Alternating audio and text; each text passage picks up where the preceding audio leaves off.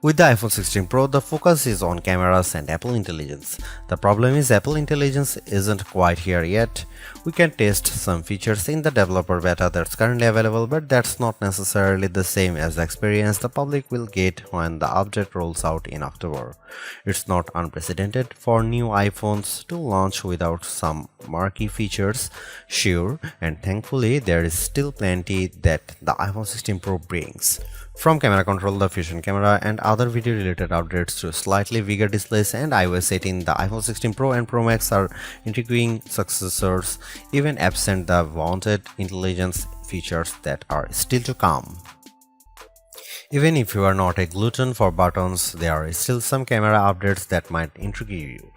This year's flagships sport what Apple calls a 48 megapixel fusion camera, which has a faster quad pixel sensor. This enables what the company describes as zero shutter lag, which is wording it has used repeatedly over the years. In this case, it's referring to how quickly the camera will capture a shot after you press the shutter button. I will admit I was initially confused by this update in part because it requires relearning some behaviors I had adopted to mitigate the shortfalls of older cameras. Basically, the iPhone 16 Pro's cameras are now so fast that when I asked someone to throw something so I could capture it in motion to see how still the images were, my shots ended up being of the person holding the object. Our video producer and I were very confused, and it wasn't until the zero shutter lag concept was explained clearer to me that I got it. I had become used to pressing the shutter early since cameras, in my experience, would be fractions of a second slow. Apple has become so fast that it actually captured the literal moment I tapped the button instead of the split second after when the object was in mid-air. Depending on your mood, the new photographic styles can be fun or serious. Apple's tweaked the built-in camera filters to not only offer more options but give you greater control. Due to how the company has refined its processing each year, there is also an improved depth map captured when it detects a face in the scene. This, combined with a greater focus on color science around skin tone, has led to what might be my favorite new iPhone 16 feature.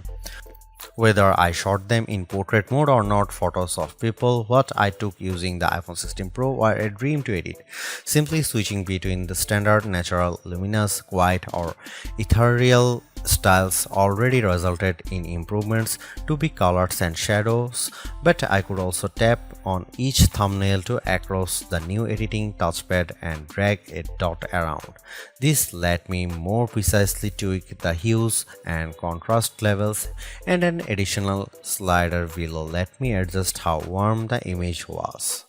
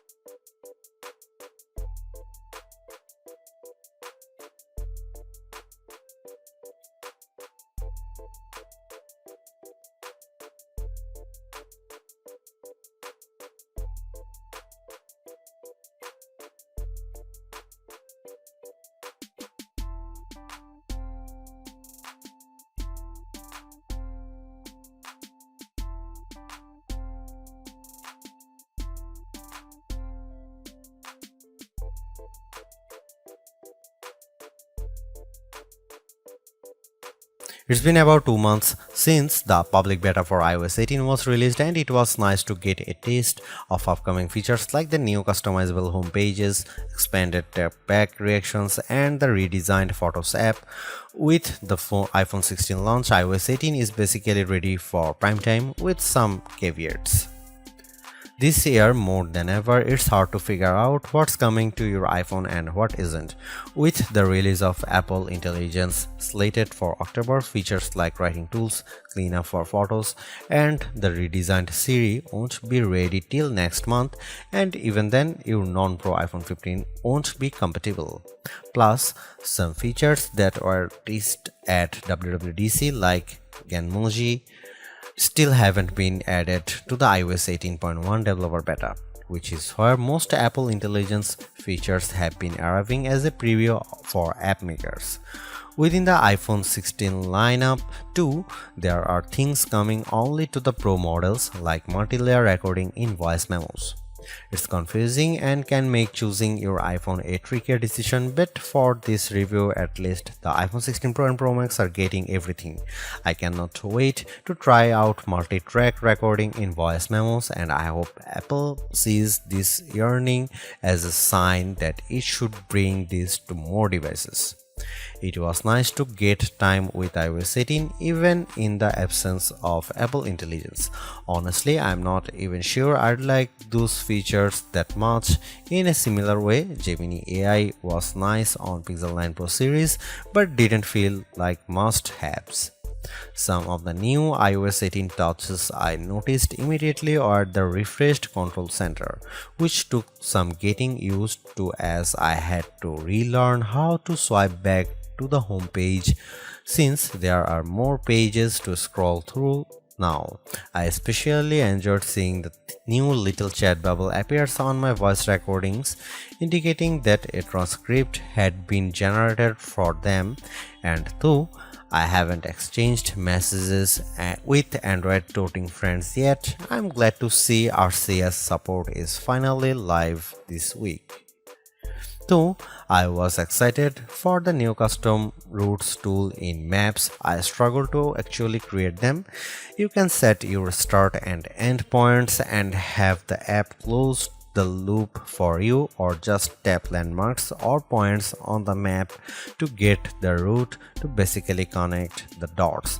Unfortunately, no matter how many times I tried to get the route to cut through a building where I knew a pedestrian walkway existed, Maps reinstated me at every turn, forcing the route to go through more established paths instead. It's not unreasonable, but certainly not the open world route creation feature I was envisioning. The best thing about iOS 18 and also some new features in the iPhone 16 lineup is the customizability. I do appreciate that if you don't like something, you can usually turn it off.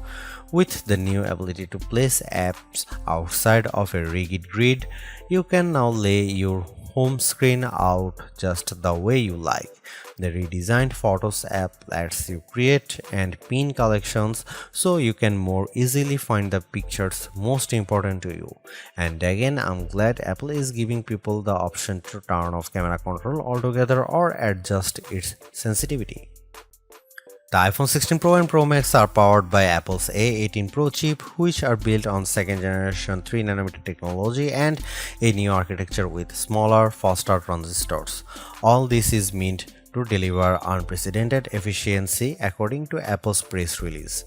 Some small software glitches aside, I have never run into slowdown on the iPhone 16 Pro, but I was certainly surprised by the smaller handset's battery life. In general, the iPhone 16 Pro would barely last a full day, which is reminiscent of the iPhone 15 Pro too. It's worth noting that before this review I was primarily using an iPhone 15 Pro Max as my daily driver, which usually gets through a day and a half with no problem, so the drop in endurance is even more pronounced for me. Most days, I'd pick up the iPhone 16 Pro at about 9 am and would get to about 9 pm before getting low battery alerts.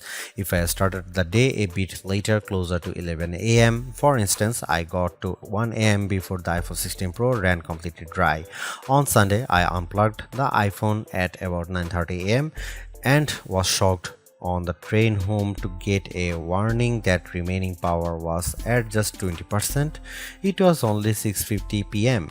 And the night had barely just started. You'll significantly better battery life on the iPhone 16 Pro Max, which delivers the same almost 2-day runtime as its predecessor.